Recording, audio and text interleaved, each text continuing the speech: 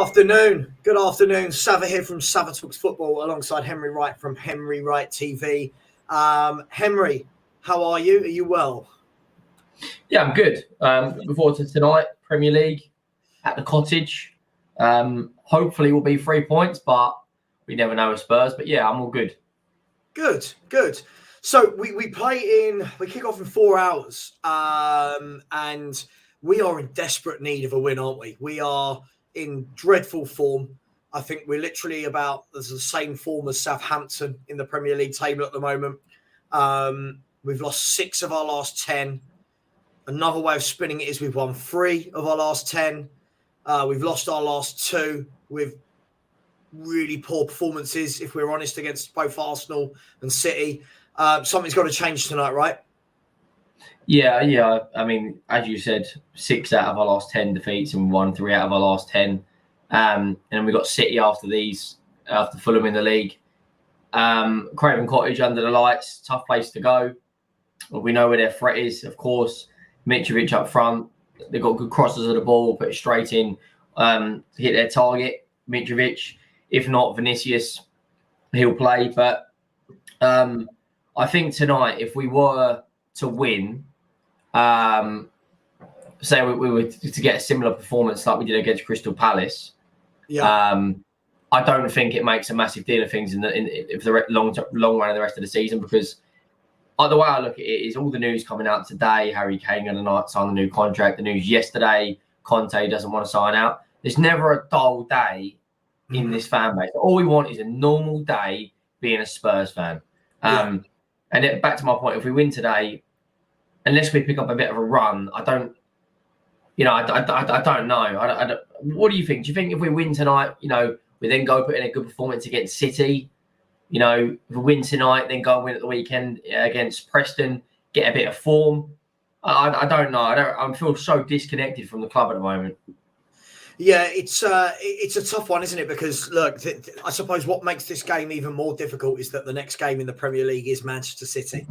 And I'll say exactly the same I said before the last Man City game. I'm not expecting anything, because when Man City want to turn up, Man City turn up. And they're now in a position where they are hunting down Arsenal and they can't afford to drop points. So that makes this game for me even more vital than it would have been normally. I mean, I suppose the thing is to look at it, the flip side. If I go to the negative route, you've gone to the positive route. Win tonight, beat Preston, go on a bit of a run. But what if we don't win tonight, Henry, and then we lose to Man City? That would be 4 defeats in a row and 8 defeats from our last 12 Premier League games. He has to be sacked if we go 8 out of 12. Surely it doesn't even matter if you're Conte, Ryan Mason, Ramos, AVB. That's sackable form, 8 out of 12. Yeah, I think when you look at it like that, I mean, as soon as we drop down the table, we move further away from the Champions League. Right. Pound signs kick in. Daniel Levy's thinking we're getting further away from that Champions League. Fulham's tough place to go. They're Man City. We've got West Ham, Chelsea, Wolves coming up, AC Milan, tough games. Yeah, we're 23 days for a transfer window. Still no players. I think, if we were to lose the next 2, it'd be hard. It'd be hard to argue why doesn't he get sacked. But the problem is if he gets sacked, who touches his club? Who in their right mind would touch their club looking at thinking Harry Kane could be going? Conte's not going to be there, right? So that's one of the pools gone. Harry Kane might not be here. That's another pool gone. No European football. That's another pool gone. Like I said to you yesterday on Spurs Corner, what becomes the attraction from manager and the player at the club? Now, if you're a manager, right, you're Simeone, you're leaving Atletico in the summer. Would you come to Tottenham? No, I mean, look, this is the double-edged sword, right? Because as much as I agree with all that, there has to be an element of what we're seeing on the pitch is below what we should be doing. So, listen, and as I said to you earlier on today, I don't want every single one of my shows to be, it's not, but I don't want every single show and every single debate to be, ENIC out, because we know that, but we've known that for years, Henry.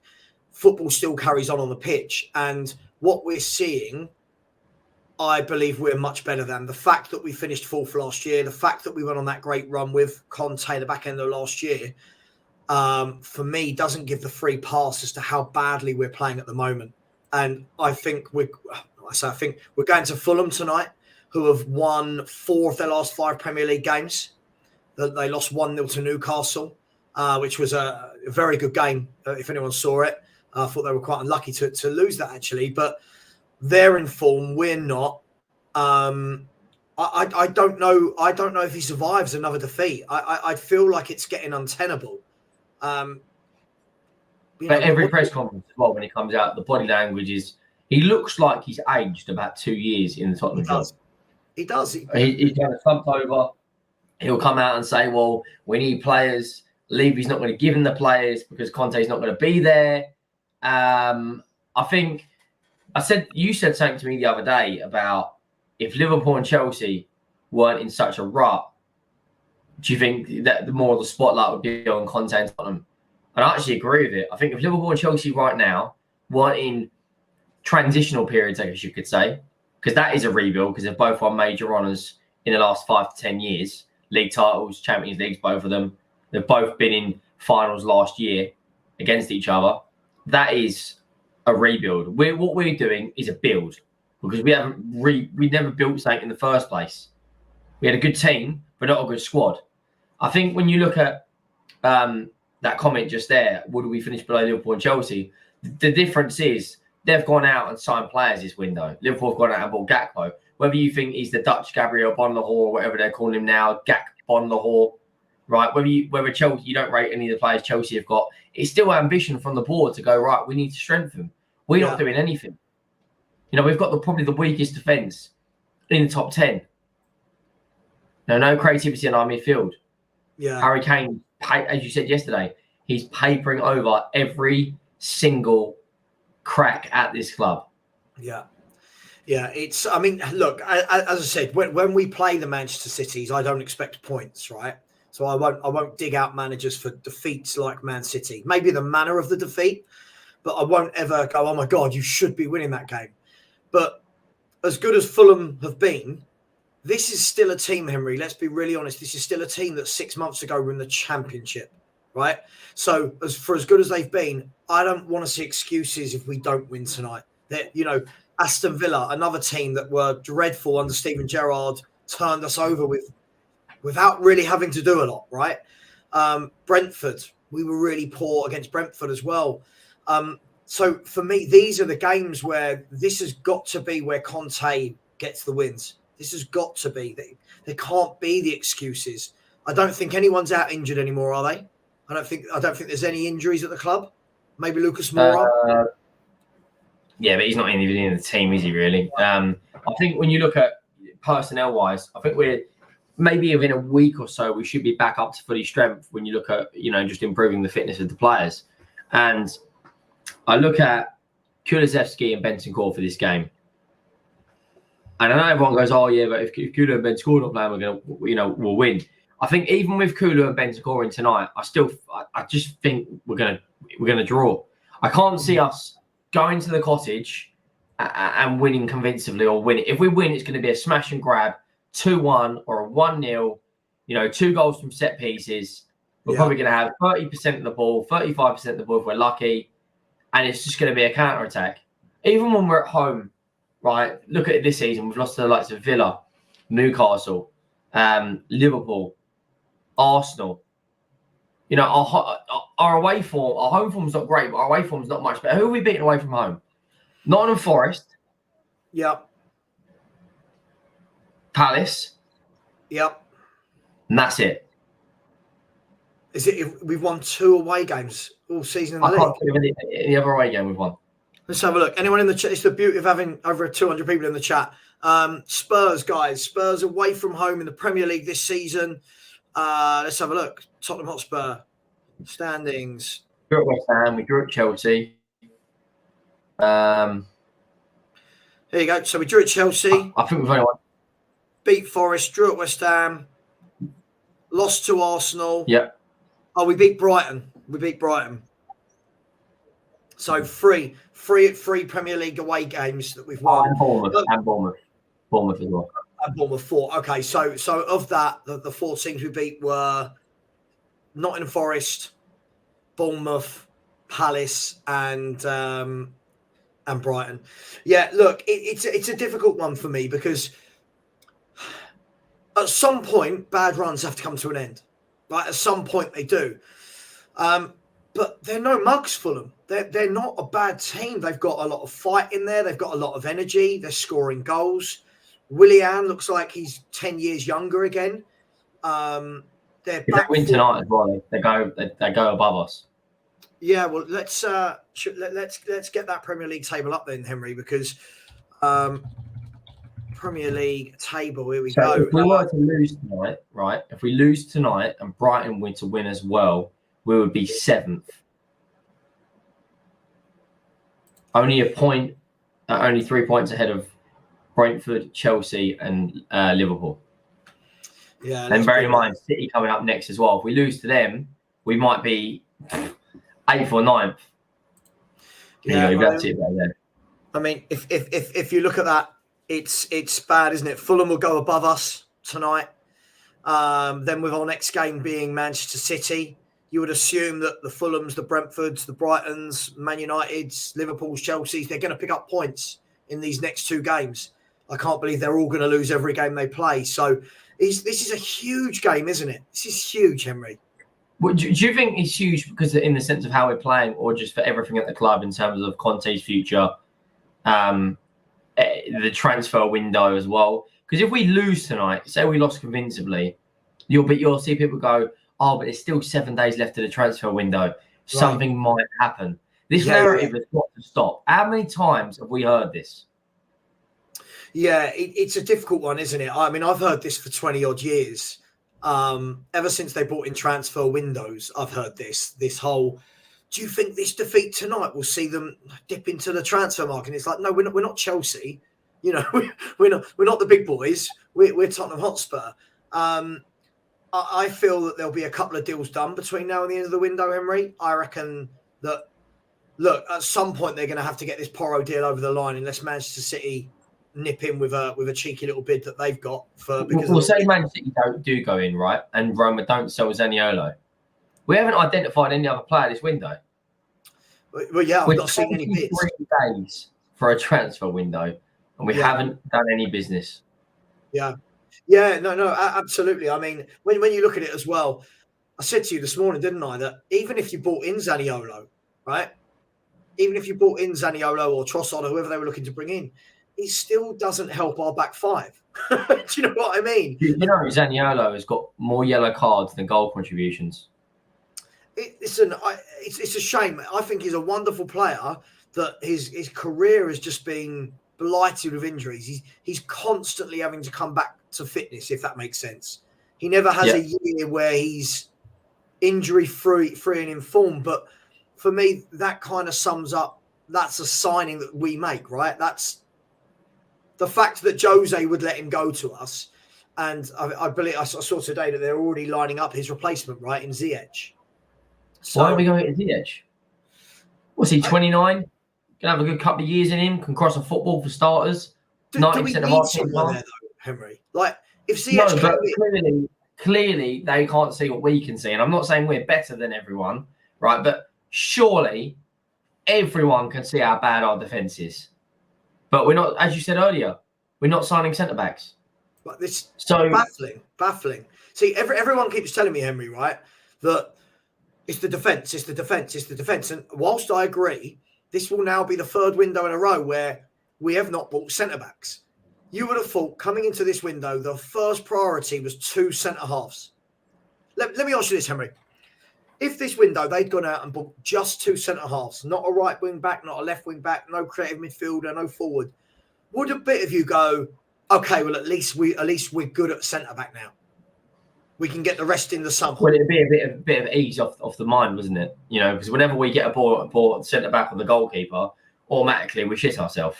Yeah. Let's be completely honest. We think, steady on. I think if they went out right now and went, okay, you haven't even got to break the bank. You haven't got to break the bank to go and get a good centre back. Like look at Palace. Palace, for instance. I take Anderson, and I'll take I take yeah. I'm doing a show after the game. Yeah. I would take Anderson, and I'll take Guahi in a back three with Romero. Anderson in the middle, Romero on the right, Guahi on the left. That's only Crystal Palace have got better centre backs than Tottenham. Yeah. Look at Wolves. Max Kilman. Max Kilman's miles better than Eric Dyer. Sanchez. Saiz. Look at Palace. Diego Carlos or Quansah or Saiz. Even Leicester. Who's the replacement they brought in for Fofana, the young Belgium centre back? Fayez. Yeah, Fayez. Look at West Ham have brought in a Gerd or a Guard, whatever his name is, and Kurt Zuma. Both better than Dyer and Sanchez. So how are teams below us able to go out and buy some decent level defenders?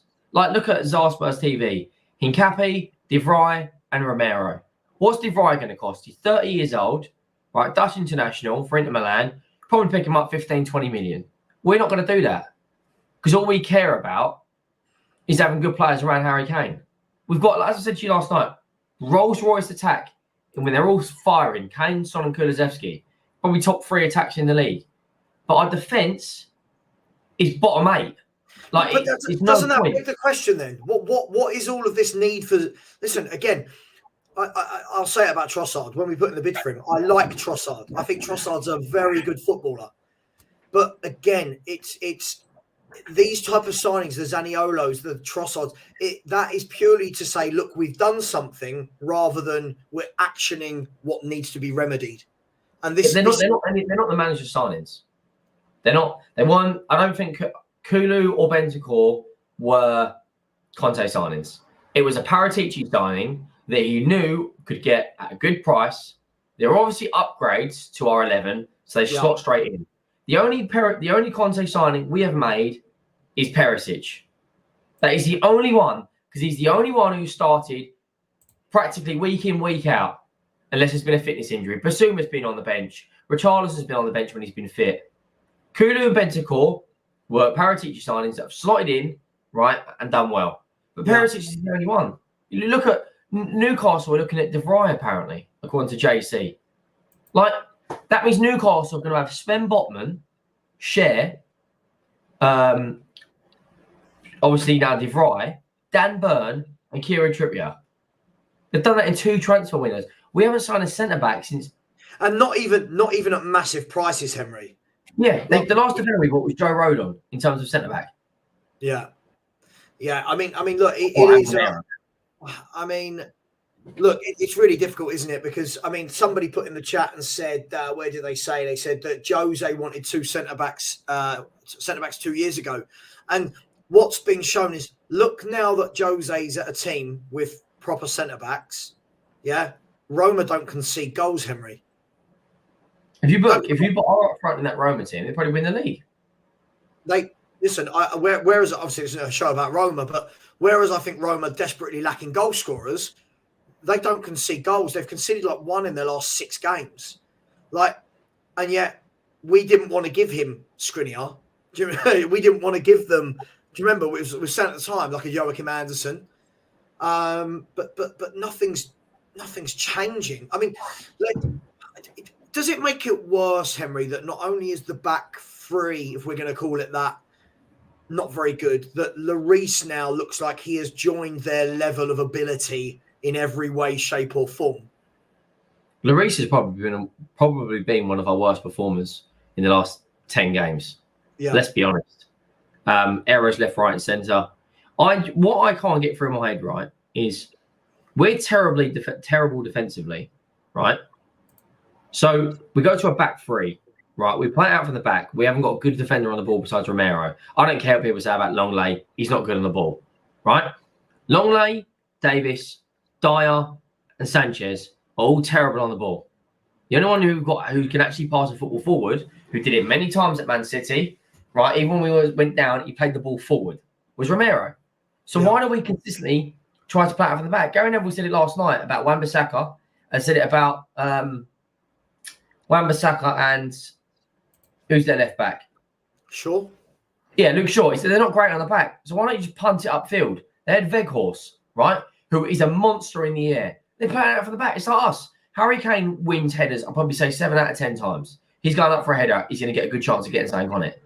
Why are we playing it out from the back with defenders that can't play it out from the back and are shit on the ball, right?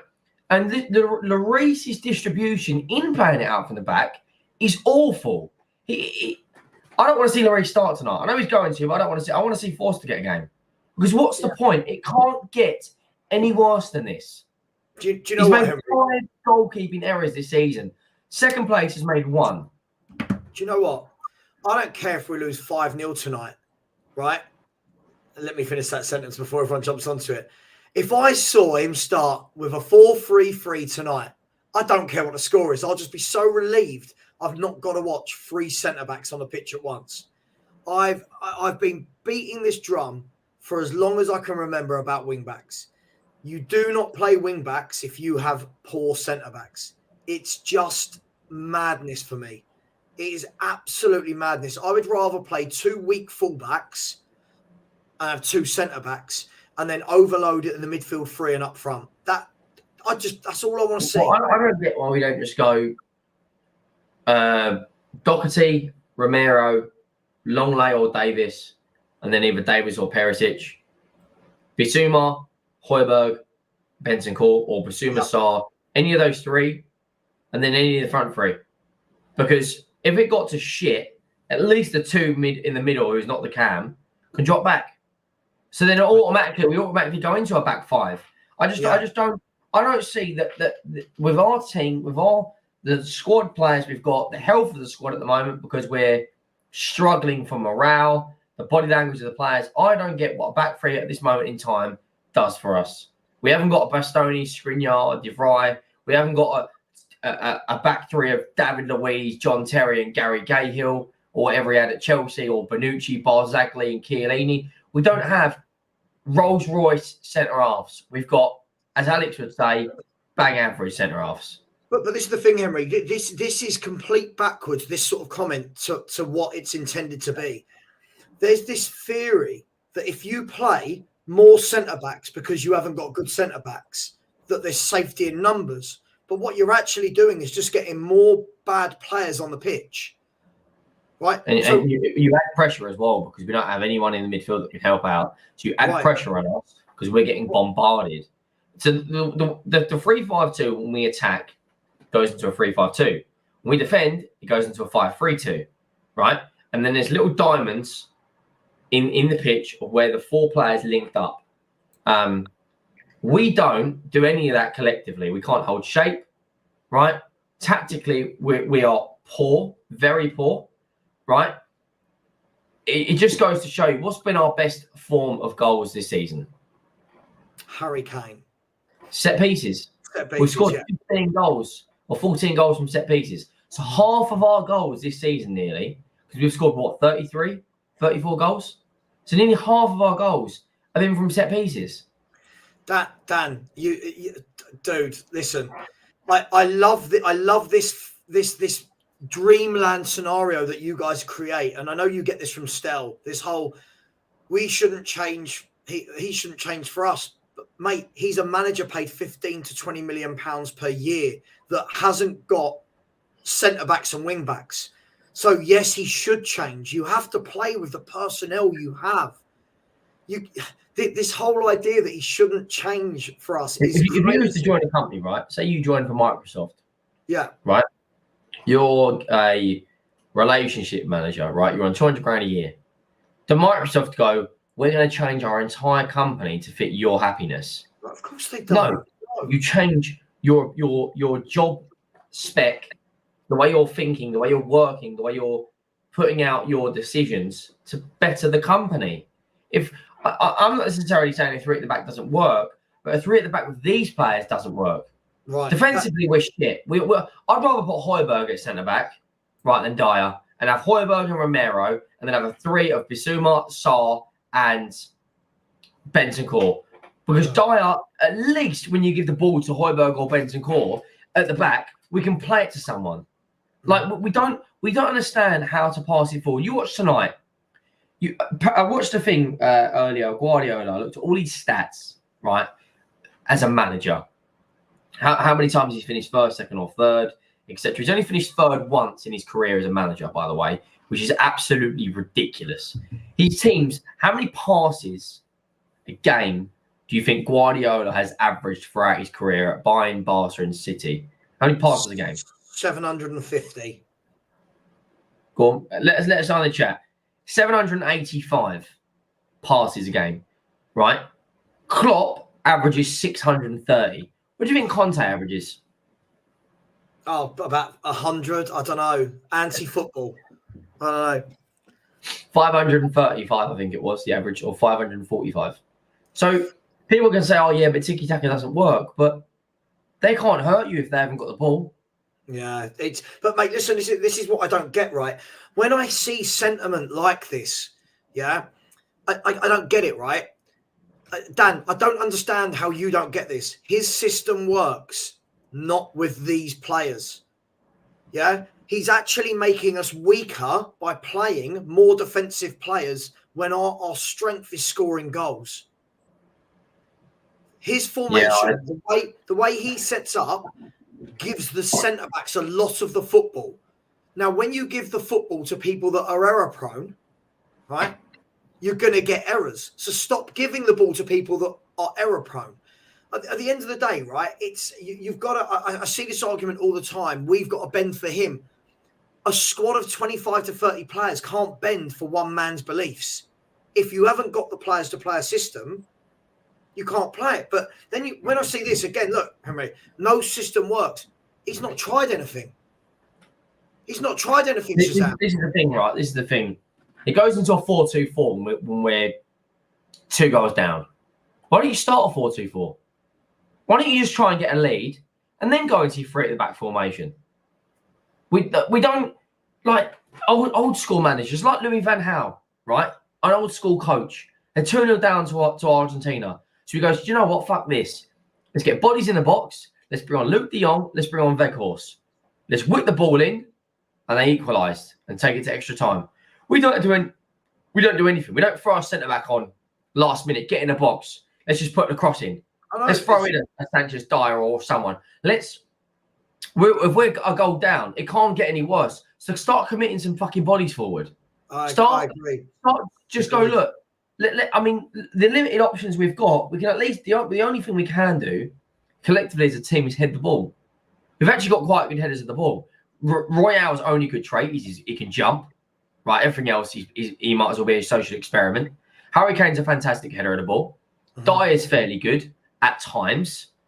Davies is quite a good header of the ball. He scored Bentancur scored a couple of goals this season. Just fucking put people in the box. Like I don't understand why we have the inability to change things up. Guardiola, and I know you might say, oh yeah, but he's got different personnel, but the principle still matters. Guardiola is changing his personnel every single game right now because he doesn't know his best squad. How many players do we come out of the academy and go, do you know what, you're going to get a chance tonight? The only person we've done it with this season is Sarr. Divine's not had a game. White's not had a game. They're not even at the club anymore, but the point's still valid. There's got to be someone in the academy, right, who we can see, right, okay, you're doing half well. You're doing all right. Let's give him a chance. Like, look at our bench tonight. The only options we'll have to come on will either be Sessegnon, if Perisic starts, or if Perisic is on the bench, it'll be Perisic and Richarlison. Why do we need 8 fucking defenders on the bench? Yeah, why do we need them? Listen, I agree. But the one thing I would say, Tom, big up to yourself, is I don't even think we do rely on counter-attacks anymore. I thought we were excellent counter-attacking last season when he came in. This year, I don't even see us counter-attacking properly. And this is what I mean. It was last year, and look, everyone knows I'm not the biggest Conte fan anyway, right? But last year it was, what a coach Antonio Conte is, right? With a worse squad than what we've got right now, by the way, Henry. It was, look how he's coached these players, look what he's doing. This year, every player we've got is crap because he's not getting results. Half time when we were 2-0 against Man City, Conte masterclass. I mean, come on. It was 2 or 3 minutes of good football, that was it. It's for me, I thought we defended well in the first half, and I actually thought we had shape. Right, but then I'm thinking, right, I banged on it every minute saying, Do not concede in the first 15 minutes, right? That is when you're most vulnerable in the second half because they're going to come at you. You're not particularly, the concentration levels, aren't, you're not up to scratch because you just had a breather, you just sat down. All of a sudden, you get back up, right? And all of a sudden, we conceded in the 47th minute and then the 59th or 58th. Yeah. Oh, and then it was 2-2. When it went 2-2, did you think we'd come back into the game? No, of course not. No, of course not. But the problem is this, right? Somebody put in a post about Pep Guardiola. They said, if Pep was our manager and we hit a poor run, would we want Pep to abandon his systems? Go a bit hoofy. Listen, as I said before, I don't care if their name is Ferguson, Wenger, Guardiola, Conte, Mourinho, Ramos, Avi. I don't care. When you are a manager, you are paid to try things if something is not working. Yeah, we all know the limitations of the squad, but to never try anything, no one can come back to me and go, yeah, but nothing works. Try it. Try it. How do you know? How do you know? For 3 or 4 games, play 4-3-3. If we are just as bad, you turn around and go, do you know what, fair? You tried it. It's shit as well. But what he does is he tries things for 45 minutes. It doesn't work. And then certain people go, there you go, he tried it. What do you want? It's like, well, no, you can't try something for 45 minutes. We play this formation week in, week out. It doesn't work. And yet what happens the next game? Oh, let's do it again. Let's do it again. What's he being paid to do then? You might as well just have Ryan Mason in charge. You may as well, Emery. Because that's what I've been saying. There's no point. There's no point. No manager's going to get backed under these owners, right? So what is the point in paying him 15, 18 million a year, whatever he's going to get with a new contract, when we're not going to give him the resources he wants to play the formation he wants to be successful, right? There's worse teams down us in the league that play better football. Yep. Brentford, Fulham, Brighton, even Aston Villa plays somewhat. There's teams down there with a worse squad that play better football. Look at Aston Villa under Emery, right? Already, haven't they? I know you. Listen, I know you've been a big fan of him for years since we met, but this is a guy that has, if I'm not wrong, he's won 5, drawn 1, lost 1, right? Yeah. What's the excuse? No one's going to tell me Aston Villa have got better players than we have. They've got some good players, as have we. But when you've got Konza and Mings at the back with a 55-year-old Ashley Young playing in the back, and your strikers are Watkins and Bailey, right? I'm sorry. How's he getting performances out of them? But yet Conte apparently doesn't take any accountability. I can't wrap my head around this, Emery. He's coming. He's beat Brighton, then also drew with Brighton afterwards, beat Chelsea, beat Tottenham, beat United since he's been in. He's beaten 3 of the big 6. How many of the big 6 have we beaten? Of course, we don't do that, mate. We don't do that. No. People tell me he's a shit manager and whatever, but sorry, go on. No, sorry, OCD Whiskey. I've never thought the guy was a world-class manager. World-class again, it's the same when we talk about players. I'm not having that there's a world-class manager that's never won anything in Europe. Sorry, you've got to, you look at the Klopps, the Guardiolas, the Zidanes, the Ancelottis, the Mourinhos. They win everything in club football and then they go and win everything in European football as well. I can't have someone who's got as bad a European record as him as world class. Sorry, just for me. Henry, cut you off. Have you seen Frank Lampard's been sacked? Yeah. I saw it. He was sacked about an hour ago, wasn't he? Yeah. Yeah. Listen, I can't even speak to Dan. He doesn't get it. Yeah. I mean, what do you think, mate? I mean, it's a tough one. When we talk about world class, I don't know what that means for a manager, but is he an elite manager? CV wise, he's won 3 league. He's won the league title in 2 different countries. He's been to European finals. He lost to Emery in a final. He won Scudetto twice. When I say elite, I mean top 5 managers in the world. Top 5 managers in the world for me at the moment. I would say Pep, Klopp, Ancelotti has to be in there, won all the five top league titles. Jose's still got to go up there for his CV.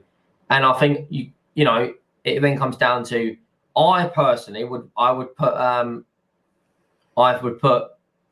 Diego Simeone up there to win the La Liga with something like 12 million euros a year, right, for that TV money. He won the league at Barcelona Stadium. He's won 2 European trophies. He's been in 2 Champions League finals, and he's won. Michael's right. Even someone like Luis Enrique, he could get in there. It doesn't matter what order you put them in, right? You're not going to look stupid. Yeah. Unless you put in Guardiola as 5th. But I mean, let's go further, right? Let's go to the next top 5. Is Conte better than Erik ten Hag? I suppose the question is at what? Well, winning things. Well, I mean, look. Somebody put a great point in there. All of the manager conversation is always going to be around context. So I would ask: has Conte been anywhere and you've gone, wow? Like, okay, if you look at Jose, for example, Jose won the Champions League with Porto, right? And the Europa League with Porto. Right. That you go, wow, right? Even then, if you look at what Emery's done with Villarreal, winning Europa Leagues with Villarreal, who've got like a 4-seater stadium and like, do you know what I mean? Tiny budget. They've got a less population. They've got less fans than Burnley. Right. So, listen, I'm not saying Europa League 3 times on the bounce with Sevilla. Mate, listen, I'm not saying Conte's not a good manager. I'm not saying Conte is not going to win things ever again in his career. Of course he will, because he'll go to bigger clubs than Tottenham. Oh, sorry. Someone just said to me, Peter, you can call Conte anti-football, but you like Simeone. I never said it was anti-football. I said Simeone, you know, I said, yeah, you're right. They both play similar style of football, but Atletico Madrid fans do not give a shit how bad the football is because they're winning league titles at the Nou Camp. If I said to you, we're going to stink out the rest of the season, but we're going to win the league at the Emirates, would you honestly care? Would you care if we won the league title at Stamford Bridge, but the football was that bad? It's a league title. You're not going to care. And Simeone has been in 2 Champions League finals. He won the Copa del Rey at Barcelona's ground, at Real Madrid's ground. He beat them in the Copa del Rey. Right, he won the league at the Nou Camp. He won the Europa League, knocked out Arsenal, and then won it. Like, Diego Simeone's elite. He knocked out Liverpool last year in the Champions League at Anfield. The likes of Marcus Llorente and Morata beat Jurgen Klopp's Liverpool team with Mane, Firmino, and Salah. He beat them at Anfield. Mm-hmm. And Rilo's right. He won the Premier League. Chelsea won in Europe that year. He picked them up when they were 10th under Jose. And I'll tell you what, Emery, speak to any Chelsea fan about when he left and how glad they were that he went. I'm telling you. January 14th, but Simeone 2 league titles, Conte 5. Conte's won 3 of those league titles with Juventus, the biggest team in Italy, the last 10 years. They've won 8 out of the last 10 league titles. Then he went to Inter Milan, probably the 2nd or 3rd biggest team in the league. Then he went to Chelsea, right, the 2nd or 3rd biggest team in the league. He did it in a team that had prime Lionel Messi, prime Cristiano Ronaldo, prime Gareth Bale, prime Neymar, and he did it with bloody Morata up front. He then brought a 34-year-old Luis Suarez and won it again. I think, look, context is a really important word when having debates. Yeah. And this is the thing, right? First of all, I've missed a super chat from my man, Phil P, who we'll come to that in a minute, Phil, who's asking about has Harry Kane played his last North London derby for Spurs. We'll come to that. I promise you, Phil. And if you use the C word again, I'm going to block you on WhatsApp. Look, first and foremost, first of all, Dan THFC in the chat, relax, my man. Right? When you're telling people I've always wanted Conte to fail, you're showing how old you are. I've not wanted any manager to fail. If I turn around and say it's not going to work for a manager, that's very different to me saying I don't want it to work for them. if you or any other fan thought it was going to work under Conte, have a little look at yourself internally and start asking if you actually know who our club is, right?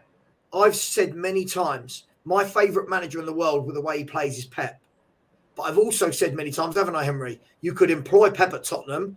It ain't going to work. There's no point.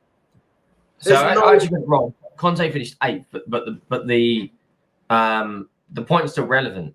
How many European trophies has Conte won? What's the furthest he's gone in Champions League? What's the furthest he's gone in Champions League? Didn't he make the quarterfinals once? You can't be classified as an elite coach if you can't even get out of the last 16. Diego Simeone's been to 2 Champions League finals at Atletico Madrid. Guardiola's won 2 Champions Leagues. Mourinho's won 2 Champions Leagues. Jose Mourinho's won 2 Champions Leagues. Zidane's won 4 Champions Leagues. Ferguson won 2 Champions Leagues. These are elite managers. I think this is the key thing, Henry, right? Listen, by the way, I'm not saying I don't rate Conte. I feel like people don't listen. I think Conte is a particular type of manager, right? He comes in when you're doing shit, wins your league. Right. At Tottenham Hotspur, with our owners and the way we act, it's never going to work. He is not the guy, and this is what I was trying to explain to Will and Stell last night. This is not your project manager. This is not the bloke that you give a squad that Nuno had and go on, mate. In the next 3 years, build us a title-winning team. He is not your guy for that. He's your guy to go to giants that are sleeping. Inter Milan, Juventus, clubs that go boom, boom, boom, boom, boom, right? Chelsea, boom, money, money, money, if anyone didn't know what that was, right? Yes, he's won more titles than Simeone, but put it in context. When Conte was in Italy, both times, he was with the best team in the country. Yeah, Simeone's never had the best team in the country in Spain. They've always been the third favourites for everything, and yet he's managed to win, is it 2 titles from the other 2? He's won 2 league titles, 2 Europa Leagues, right. 2 UEFA Super Cups, 2 Spanish Super Cups, and a Copa del Rey in a league where he was getting 11 million euros a year until they won the league title. Then the money changed because it was working out something like 30% would go to Real Madrid, 30% would go to Barcelona, and the rest of the league money would be divided. Henry. So 10 million a year. They were signing players they're bringing players like Koke in. Diego Godin. Look at this. Look at this comment. Steve D, thank you for your sanity. This comment is absolutely bang on the money, right? Let me put a name in. Instead of English manager, if this was Roy Hodgson, if this was Frank Lampard, if this was Steven Gerrard, right, serving up this football, he'd be sacked twice over by now. That's the point for me. That is the absolute point. And I'll say this over and over again. Jose, who's the most is he the 2nd or 3rd most decorated manager of all time? Yeah. Right? Was booed out of this club. Even though the bloke tried stuff, he tried 4-3-3, he tried 4-2-3-1, he tried wing backs, he tried 4-4-2. Yeah? Booed out this club. But Conte's, it's got to the point, Henry, where you and I, when we're sitting on streams, I can't even say, I thought that substitution was bad, because all the usual characters jump in and go, not Conte's fault. But every manager since I've been watching football for nearly 40 years. I know I look young. I know I look good looking and young, right? But I'm not. For nearly 40 years, Henry, it's been the way of football. Managers take blame. Managers get criticism. Players get criticism. Yeah? But now we've hit this rut at this club where we're not allowed to say anything. We're not allowed to say anything because people hate our owners so much. And that, for me, is where the whole YouTube world, if they want to do that, it may as well stop, because they're not debates anymore. They're not debates. And Dan, I did just say I don't think he's world-class, because in the bracket I put up there, if we're putting in the top bracket, Klopp's in there, Pep's in there, Jose's in there, yeah?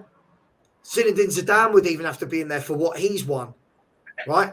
Ancelotti's in there. I don't put Zinedine Zidane has won more Champions Leagues than Man United, Chelsea, and City and Liverpool have won combined in the last 20 years.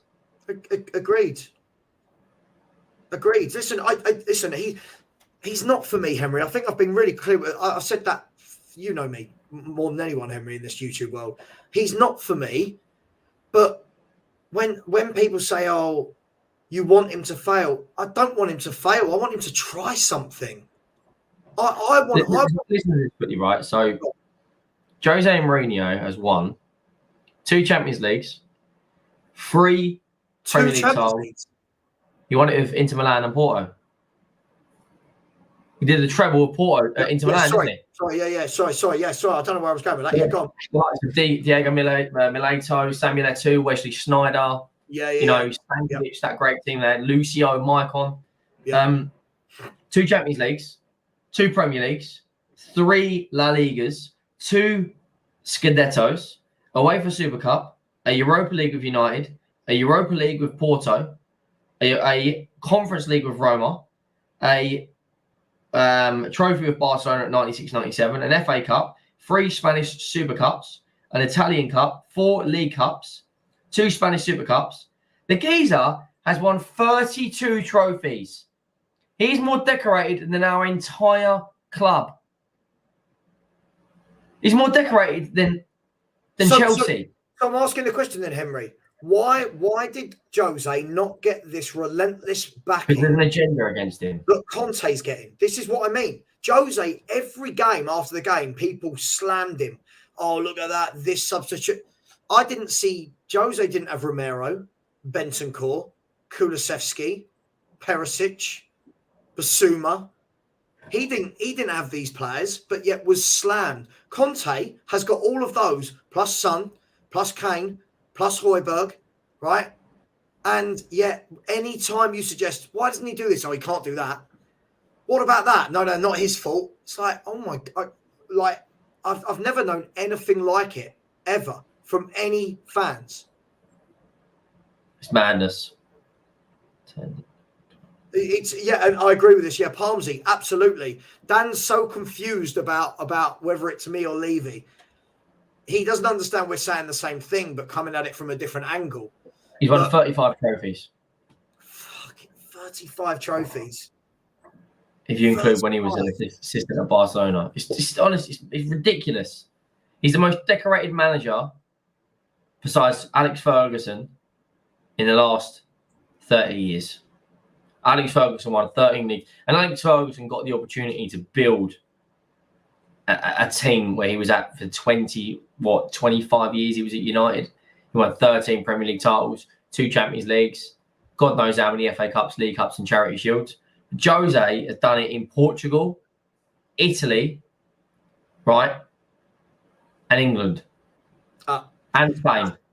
Absolutely. Look what Lee said, yeah. And again, we sacked this guy when he got us to a cup final. Yeah, because we didn't want to pay him the £20 million if he would have won the trophy. It all comes down to finances. What idiot would sack a manager who's won 35 trophies, right, a week before? People, I just can't. I can't get it from my head. What in the world would possess you to do that? Yeah, it's crazy. I mean, let's go to tonight. Are you expecting to just see another wing back formation, 2 in midfield? Yeah, we're going straight in again. I think we're going to play Lloris, Romero, Dyer, and Davis. I don't think Longley will play because of the huge error he made against Man City. I think he'll play Sessegnon. I don't think he'll play Perisic. I think he'll play Doherty.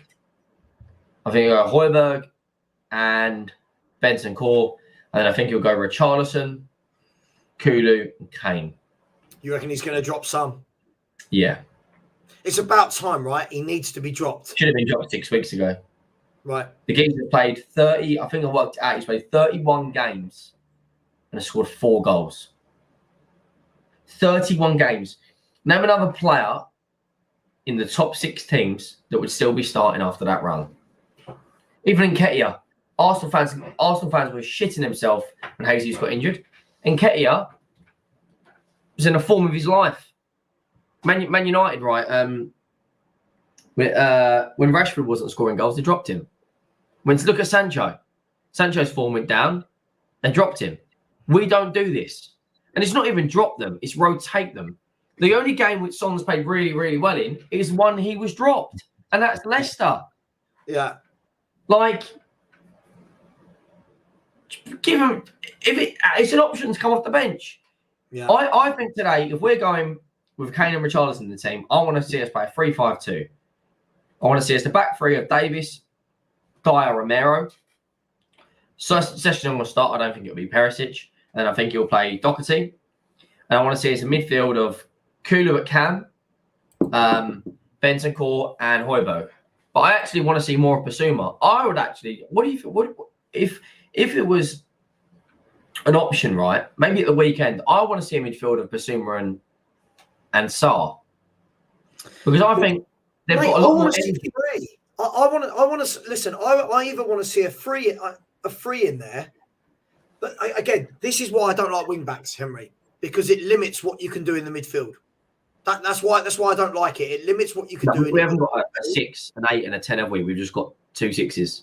Yeah, but mate, even then, why not then? If you're going to do that, why not go 5-2-1-2? Why not? Forget the formation, but why not put Kulu in attacking midfield behind Richarlison and Kane? Yeah, that's what I'm saying. That's what I want to do. 3-5-2. Something, or 4-3-3, where you can get, as you said, you've got the 3 centre mids in there. One of them can always drop back if you need to help out the back 4. I just feel it's so limiting what we do right now. It's really, really limiting for our tactics. We just do the same thing over and over again. And the problem is, when we do win a game, if we do win tonight, everyone then comes in and goes, oh my God, masterclass, we're brilliant. See, you're so negative. 6 defeats from 10, mate. It's not working, is it? Whatever we're doing is not working. If we lose tonight, there will be immense pressure going into the City game, because, to be honest, he doesn't care. He wants to go anyway. What's your score prediction tonight? For tonight? I feel the rut's got to stop. I think 2-2. Is that a positive? I mean, not really. I mean, this team got promoted last year. So if we haven't got the squad to beat a promoted team from last year, that's going to be the excuse. Then I give up. I give up with the attacking players we've got on show. If you've got Richarlison, Kane, Son, Kulusevski, Perisic all playing, I'm sorry, how are you? You should be beating a championship back 4. But we even struggled against Portsmouth. So I think it'll be 1-1. I think Harry Kane will score again, because he's got 101 Premier League goals away from home. He's got more Premier League goals away from home than any other team in the Premier League, and he's got any other player in Premier League history. He's got the record, and go on, say what a trophy that is, I know. And he's got more away goals than he has at home goals. So I think tonight, Harry Kane will score. But I think if Mitrovic is playing, I think he causes us big problems. Big problems. If you're Silva and Mitrovic does play, let's assume he plays, I'm saying to them, they don't like it up them. I'll tell you what I'd do. I'd stick him on Romero.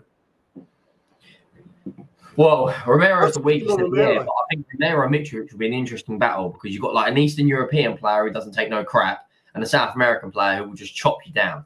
So I think that would be a good battle tonight. I'll be interested to see how Romero deals with Mitrovic, because I feel like he'll deal with Vinicius I don't feel like Vinicius is that much of a threat. He will still score the odd goal, but I feel like Mitrovic's hold-up play is reasonably good. He's a monster in the air. He scored an absolute worldie at the lane against us. Called it right past Lloris. Yeah.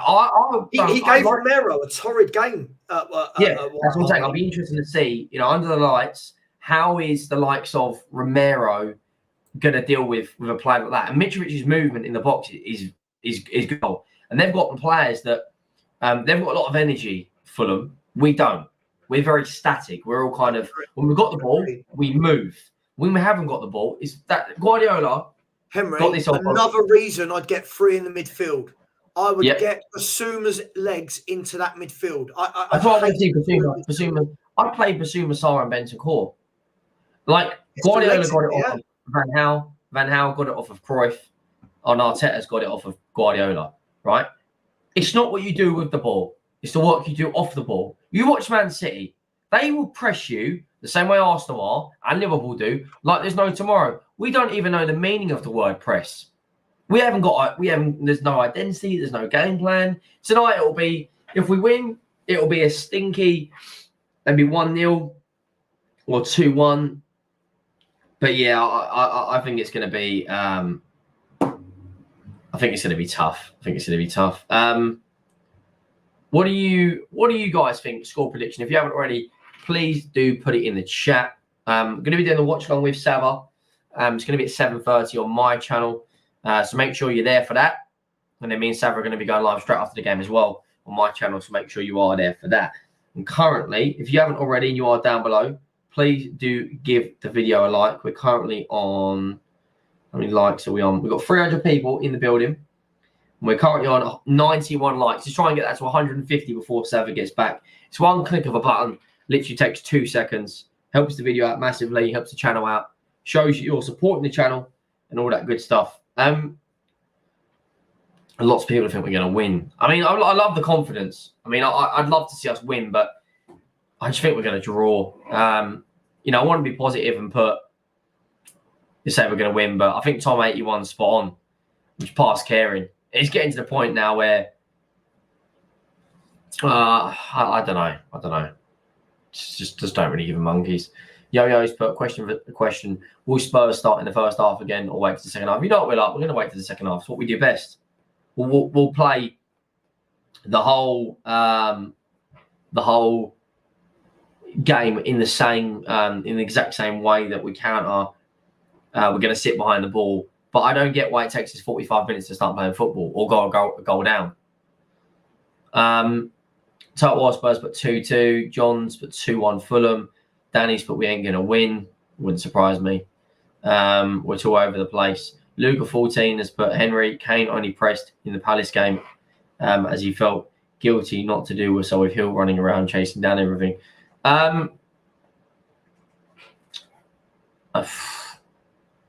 Yeah, I mean, there might be a point. I don't want to see Brian Hill start tonight. I tell you that. I do not want to see him anywhere near this team now that Richarlison's fit. Come on, we're only 40 likes away from the 150 now.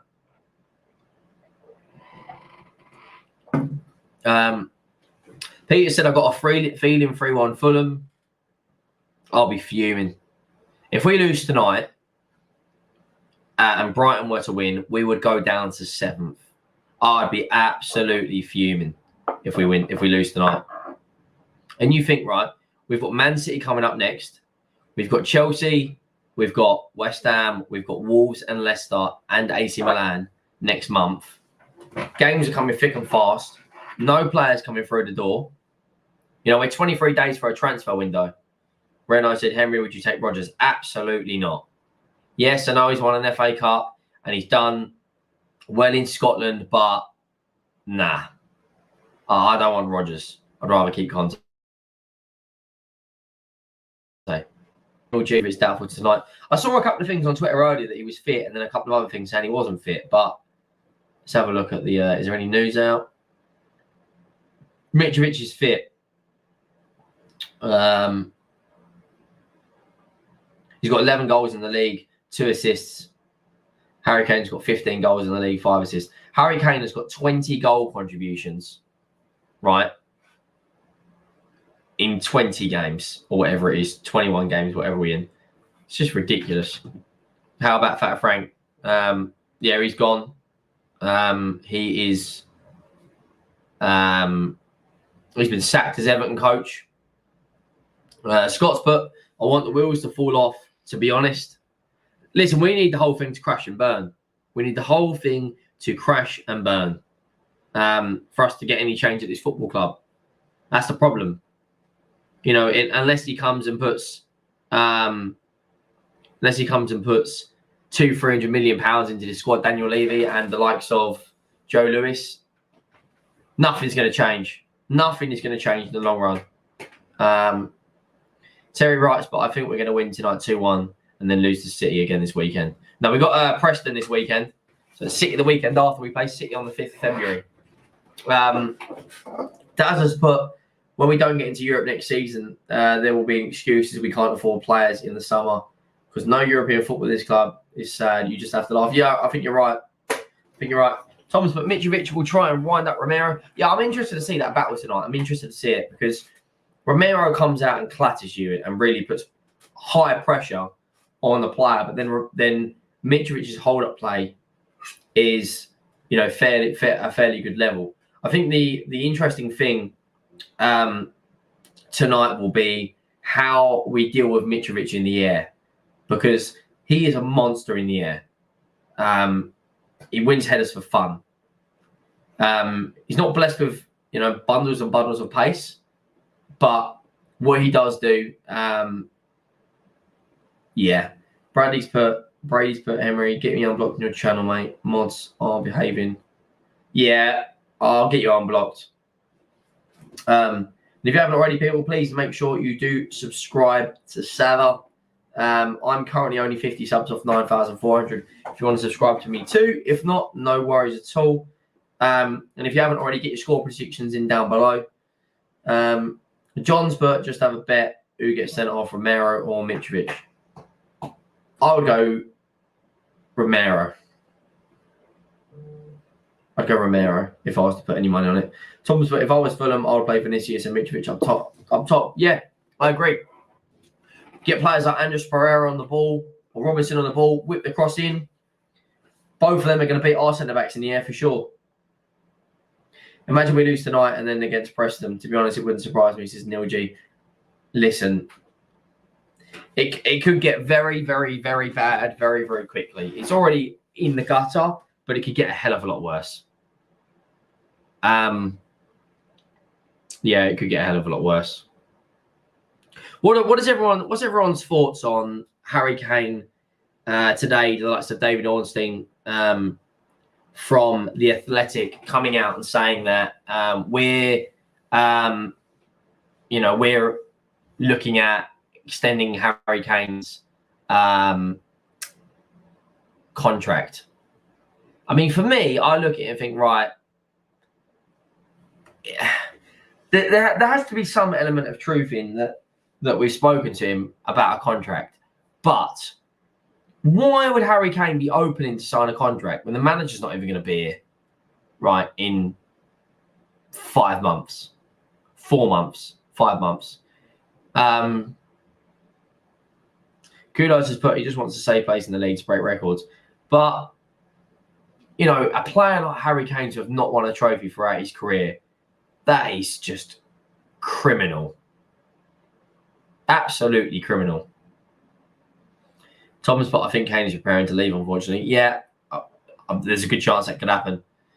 Could Kane, Jimmy says, could Kane know that the owners are coming in? No, I doubt it. It's all Levy damage control. Steve D's put, it's probably just the marketing of the club trying to get fake positive news out there. Yeah, can you imagine, right? We don't sign any players, but at the end of the month, they go, hey, Harry Kane signed the new deal. Harry Kane has signed the new deal.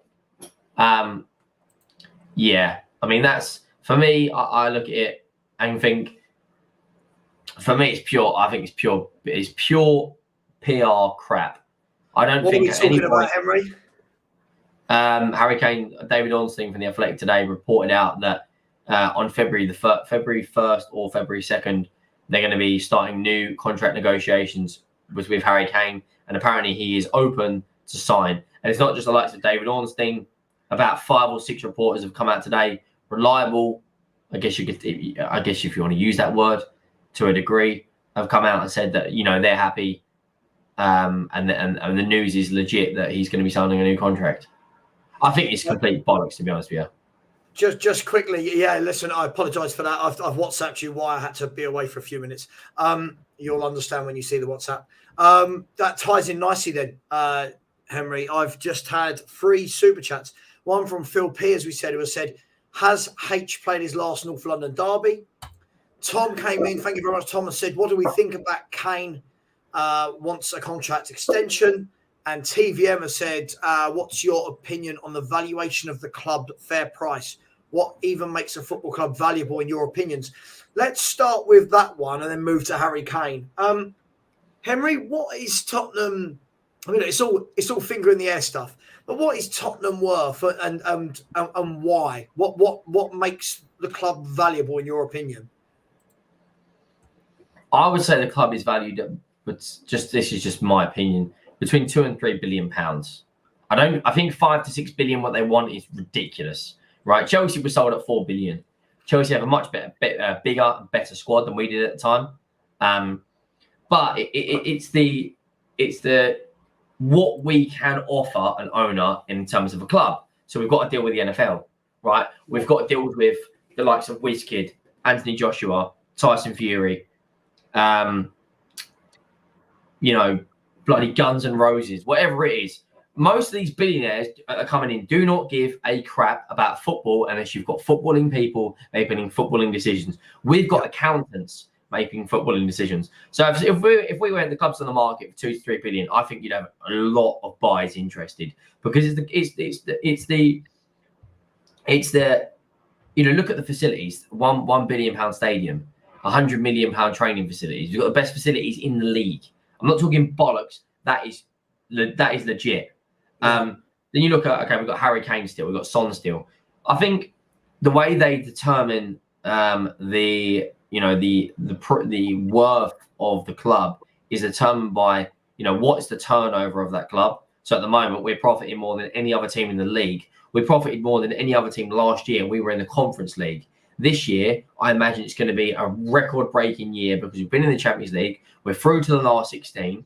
We're through to the next round of the FA Cup. We spent nothing on transfers. So this year, it's going to be a record-breaking year. The problem is, as I said to you a second ago, we do not have footballing people making footballing decisions. You look at Arsenal, right?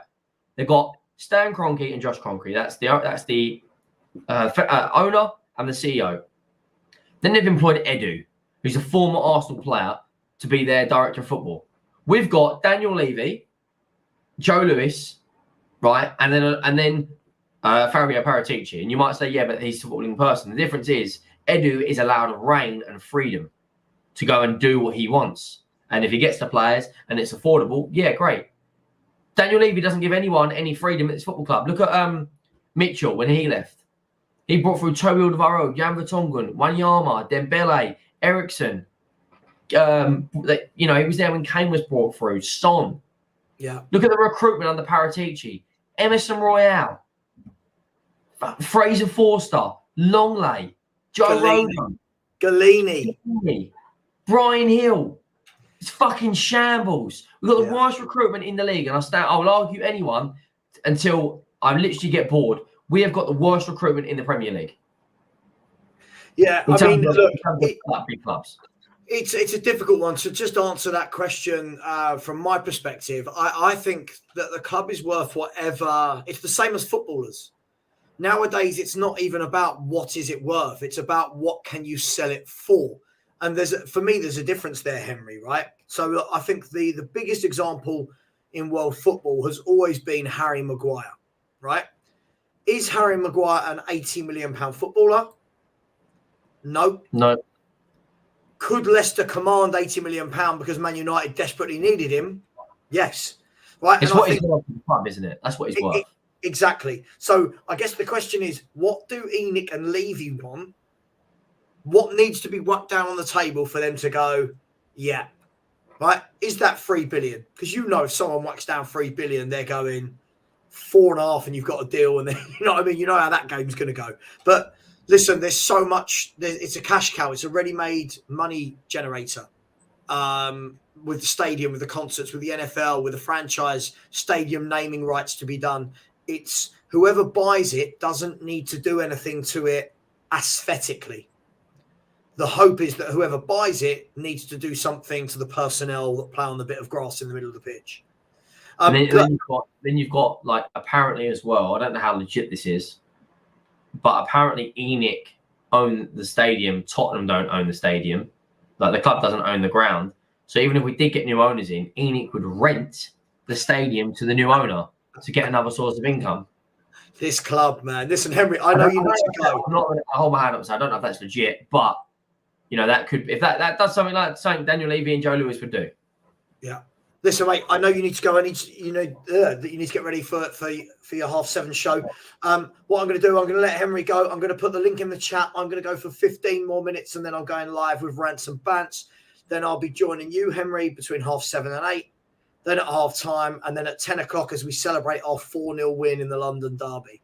So thanks for coming on. Thanks for holding fort. I've WhatsApped you. Yeah, no worries, mate. No worries. And I'll see you in 2 hours. Yeah, right. See you soon, mate. Take care. Bye. Thanks for having me there. I was going to say thank you to everyone in the chat. But I'll see you all soon. See ya. Right, so I've put the link in the chat. If anyone did want to come on for the last 15 minutes, have their say, come on, have your say on Harry Kane, have your say on tonight's game against Fulham, the transfer window, whatever you want to have your say on, come on and have your say. The other questions in the super chats were around Harry Kane. Look, the Harry Kane situation is a very, very interesting one, isn't it? For me, I think the guy is crazy if he signs a new contract. That's me completely removing my Tottenham Hotspur hat and looking at it as a football fan. Why, at his age, after how long he's been here and how much he knows how the club is run, why would you sign a new contract? I think he's absolutely crazy. And he's almost setting himself up to never win anything in his career. That's only my take on it. Anyone else wants to have their say on Harry Kane, let me know. Would you guys sign the contract if you were Kane? Forget that you're Spurs fans for a minute.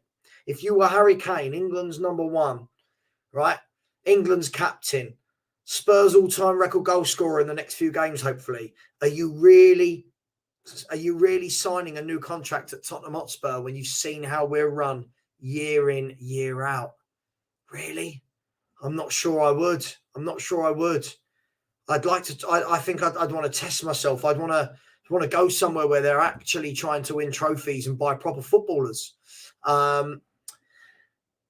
Score prediction for tonight. I'm going to go with 2-0. Oh, look who it is. Oh, wow. My man, Soren, how you doing? Not too bad, Savva, you? Yeah, where you been hiding? Busy at work, mate. Busy at work. But I have been watching. I was commenting earlier. I saw you last night on a few. So with old Alex. Mr. Box Office is the man. Mr. Cardboard Box, yeah. Yeah, you've got to have him on. So since we last spoke, Soren, I believe you told me it was like a 20 out of 10 window and we were going to win the league and no, I didn't say we was going to win the league. No. What I said was that I felt that we'd got some half-decent players in. Yeah, I agree. As I've been saying, same as you and commented earlier, Conte was never the right man for this job.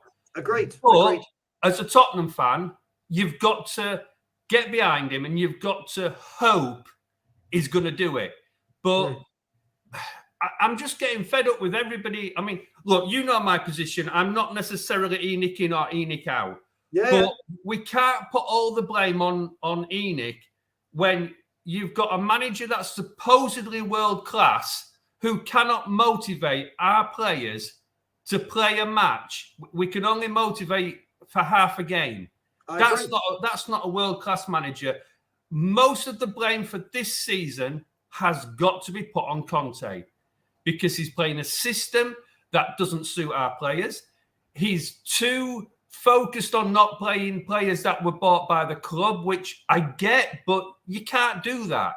And we're going 2-0 down and we don't put any subs on till 85 minutes. What's the point? What's the point? But do you know what, Soren? I've said this for a long time now, right?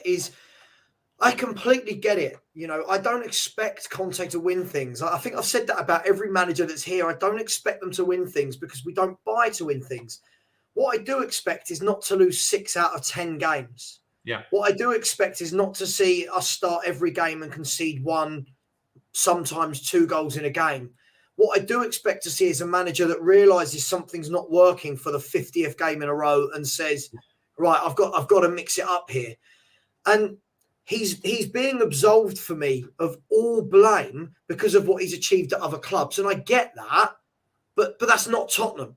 No, That's but the not thing Tottenham. is, I mean, and I was listening to you and Henry earlier and same last night, that Conte always goes into teams that are virtually ready to do something. It shows. Now, obviously, with Mourinho, it was a little bit different because we really didn't back Mourinho. But with Conte, he's had some players. We don't know which players he wanted and which players he didn't. And I think you've said it a few times and other people have said it, that those that work are suddenly Conte players and those that don't work are right. What other bullshit.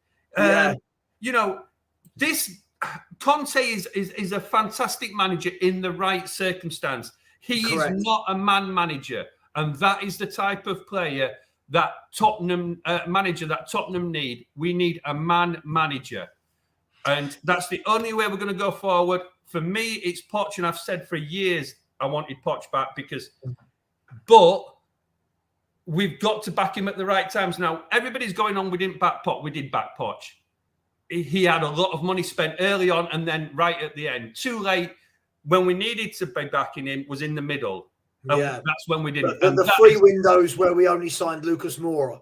Yeah. Now, we didn't back him, and that's when we should have backed him. But we backed him at the beginning and we backed him at the end when it was too late. Yes, we got Ndombele, if we could go back and maybe not sign him. But maybe he would have played under Poch. Maybe Poch would have got something out of him, because that's the type of manager that Poch was. He improved players. Who was Conte really improved? Yeah. Great manager. I've said this all along. Look, but what I don't understand about all of this, Soren, is, I'll repeat myself from earlier, and I'm sure you've heard me say this, is I've never seen a manager get such a free ride as this guy. Like, if this was AVB playing this football and in this bad a form, if this was Ramos, bearing in mind, all these managers had worse squads than what Antonio Conte's got now, right? If this was, as someone said earlier, Steven Gerrard, Frank Lampard, but what we get is Conte's got credit in the bank because of what he's won elsewhere. Well, that credit at the bank is not at Tottenham, right? Yes, he finished fourth last year. But for me, I said it at the time, I didn't think it was this great big miracle. I thought last year the league was really poor. Apart from the top two, I thought no one wanted that fourth space. If you remember, Man United hashed it up, West Ham did, Arsenal did, we did our best too. Yeah. But the thing is, with that, I mean, if Conte did such a great job, why didn't we get fourth position easier? We fucked it up ourselves, basically. I agree. I mean, if he's such a great manager, then why has he changed system this year? Because, I mean, everybody's going on about Son not being, he's thrown the tools in. No, he hasn't thrown the tools in. The system doesn't suit him anymore. It's not to his thing. We've stopped suddenly breaking.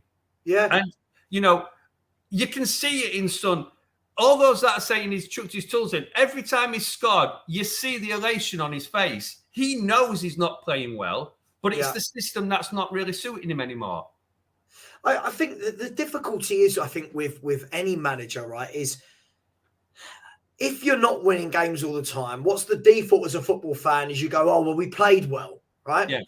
But the fact is that we play a terrible brand of football and we're not winning many games. So it gets to the point where you go, I sit here, right, and I say this, sorry, I always say, right, I'm at the stage, if ENIC were all of a sudden, I don't believe they will, if they were all of a sudden going to start backing a manager with 50, 60, 70 million pound players, I don't want it to be Conte. I'll be honest, because what I don't want is to watch Conte-style football for 2 to 3 years, which is the maximum he's ever stayed at a club. Mm-hmm. And then the next manager comes in and we go, right, hang on, we've got all these wing-backs and centre-halves, but this new manager wants to play 4 at the back and wants a playmaker. And I just feel he's completely not the guy for where we are as a football club. And fans have to stop thinking we're going to win something. Yeah. We're not there. But do you not remember the last time we spoke, we had Alex on, we had Coover on, and we had somebody else on, I can't remember who it was now. And the majority of people in the chat were all saying, oh, we'll finish 7th and 8th and win a trophy. Well, if we win a trophy this year and finish 7th and 8th, who's going to be happy? Not one person is going to be happy. We're all going to say, half the fan base are going to moan about it and half the fan base are going to be happy. Now, what I'd like to say is, like I said, I'm not exactly Levy out. I'm not Levy in. Those people that turned up on Saturday and did that protest, big up to them, because they stood where their mouth was. all these fans in the chat going on about ENIC, where were they on Saturday? You know, this is the thing that makes me laugh, that everybody's going ENIC out, ENIC out, ENIC out, leave you out, leave you out. 40 people maybe turned up on Saturday. But I mean, listen. I'll be honest. I couldn't go for a personal reason, which Brian Daigle very much knows about. Yeah, and I get some things. Yeah, but equally, Brian and Stell, these guys will tell you. I've said to them, I don't know what that was aimed to do. Right? For me to go and protest something, I have to believe in it myself that this is the right type of thing to do. I don't think 40 to fair play to them. I'm not knocking them at all. Yeah. I don't see what that fewer people standing outside the training ground is going to do, because for me, if you don't hit their pockets, right? Yeah. If you don't hit their pockets, how are they going to be bothered? At the moment, what they're doing is going, oh, there's a few people unhappy over there. Yeah. But you know what? When we play our next home game against Man City, we'll have 62,000 in. They'll be spending millions of pounds on sausage rolls, beers, programmes. The club shop will be full of people all buying Kane and Sun shirts. Yeah. They're not bothered, and this is the big thing. I'm confident as well, Savva, but I need somebody to tell me how. Yeah, I mean the thing is though, I'm not sure who it was who mentioned either earlier or yesterday about walking out on 22 minutes. What's the point? You've paid your money to get in. They've got the money off you. You don't turn up to the match. Don't buy the tickets in the first place. That's the only way that you're going to change things. And all these people saying that the club has no direction. Well, it's not that long ago that the club came out and said they wanted top 4 positions. Well, that's a destination. That's what they want every season. They want top 4. So we have got a direction. It just doesn't suit all our fans. Yeah, I mean, Mark, welcome to the show, mate. And as I'm just going for another 4 or 5 minutes, and I must jump on with rants. Mark, what do you think about the whole situation at Spurs at the moment? It's true Spursiness at its best, isn't it? What's going on with this club? Yeah, it's absolute Spursiness. I can't believe I can believe what's going on, but it's been going on for years, as we all know. Even this transfer window, everybody's doing business as usual. We're umming and ahhing and haggling over prices, etc., of players. I'm not even sure at the moment. I'm not even sure that Conte actually knows what players he wants, or Paratici knows what players they want, because we seem to be, as usual, linked with everybody and their mother. We seem to be, I mean, this Porro thing is going on for ages. First, it was the Trossard thing as well. Arsenal went in and got it done. I mean, it's a joke, really. It's just haggling and haggling and haggling.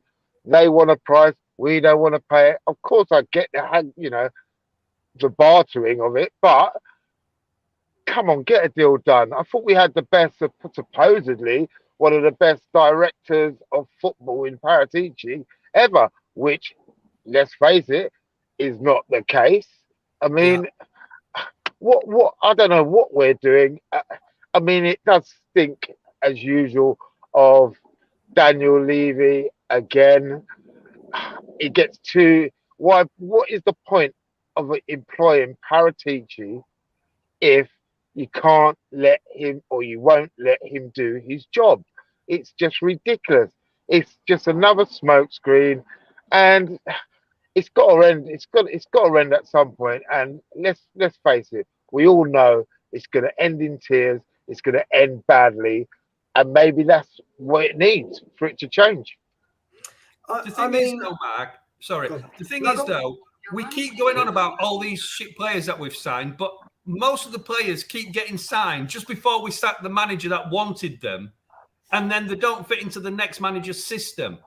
You know, I mean, we look at Emerson Royal. We all know he's not a great player, but he might fit a 4-4-2.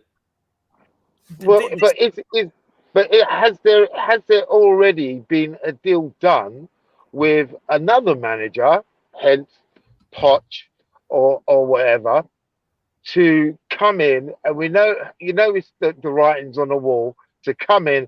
And are they being signed for him? Because the way it looks, it doesn't look like they've been signed for Conte, because he doesn't play them. He doesn't play them. I mean, a Jed Spence, let's face it, back in the day, that probably is a pot signing all day long. An Udogi, that probably is a pot signing all day long. A Bissouma, that's a pot signing all day long.